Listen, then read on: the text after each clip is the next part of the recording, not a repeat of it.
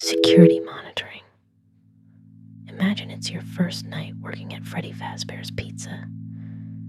You aren't carrying a sword. You aren't fighting animatronics. You're sitting in a tiny security office with one job: survive until 6 in the morning. The funny thing is, nothing in the building actually changes because you're watching it. Freddy doesn't care if you're looking at camera 1A or camera 4B. Your job isn't to stop attacks before they begin. Your job is to notice something is wrong before it's too late. Congratulations. You're basically a cybersecurity analyst working inside a security operations center, or SOC. A SOC is a team of people whose entire job is to monitor networks, investigate suspicious activity, and respond to attacks.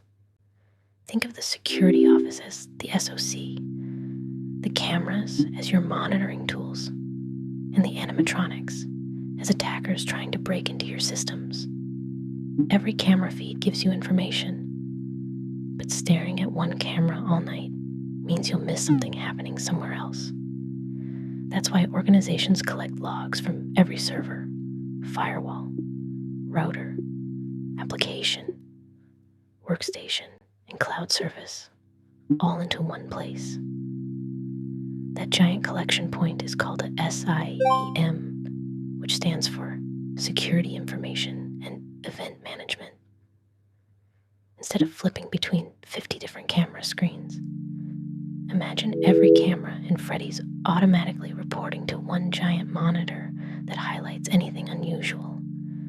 Chica leaving the kitchen, Bonnie disappearing from the stage, Foxy running down the Pirate Cove. The SIEM doesn't stop the attack. It helps you notice that something important is happening before the jump scare does. Even better, the SIEM doesn't just collect information, it correlates it. Imagine Bonnie disappears from the stage. At the exact same moment, a hallway camera detects movement, and a door sensor reports someone entering the West Hall.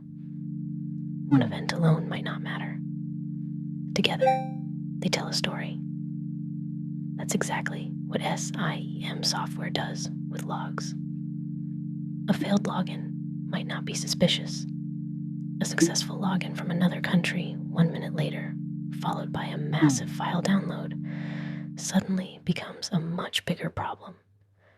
Now let's talk about IDS and IPS, because security plus loves asking the difference. Imagine camera. 2B notices Foxy leaving Pirate Cove. The camera immediately tells you, hey, Foxy's moving. That's an intrusion detection system, or IDS. An IDS watches for suspicious activity and alerts you, but it doesn't actually stop anything. You're still the one who has to close the door. Now imagine Freddy's upgraded the building with automatic blast doors. The moment Foxy starts sprinting down the hallway, the system slams the door shut before he reaches your office. That's an intrusion prevention system, or IPS. The easiest way to remember this is IDS detects, IPS prevents. The IDS is like the security camera yelling, Freddy's coming. The IPS is the security door saying, not today. Both systems are valuable, but one only tells you about danger while the other actively blocks it. Now imagine the cameras start detecting movement every 5 seconds.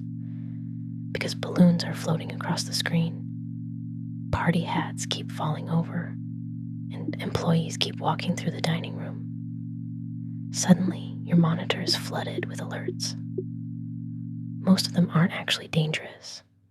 This is called alert fatigue. If everything becomes an emergency, eventually you stop paying attention. Then the one alert that actually matters gets ignored because it looked like all the others. Security analysts deal with this every day. Their job isn't just looking at alerts. Their job is figuring out which alerts represent a real attack. Some alerts are false positives, where the system thinks something bad happened, but nothing actually did.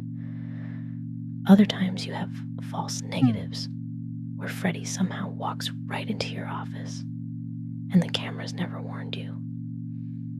Missing a real attack is far worse than investigating an alert that turns out to be harmless.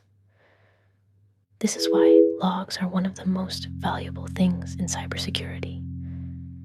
Imagine surviving until 6 in the morning and then replaying every camera from the night. You can see exactly when Bonnie moved, where Chica walked, when Foxy left Pirate Cove, and how Freddy reached your office. That's what logs do. They record history. They let investigators rewind time and reconstruct exactly what happened during an attack. Without logs, you're just guessing. With logs, you can follow the attack step by step. Security analysts also hunt for threats even when no alert has gone off. Imagine checking camera 4A and noticing Freddy standing in a hallway where he normally never appears. The cameras haven't sounded an alarm yet, but something feels wrong. That's threat hunting. You're actively searching for unusual behavior instead of waiting for an alarm to tell you there's a problem.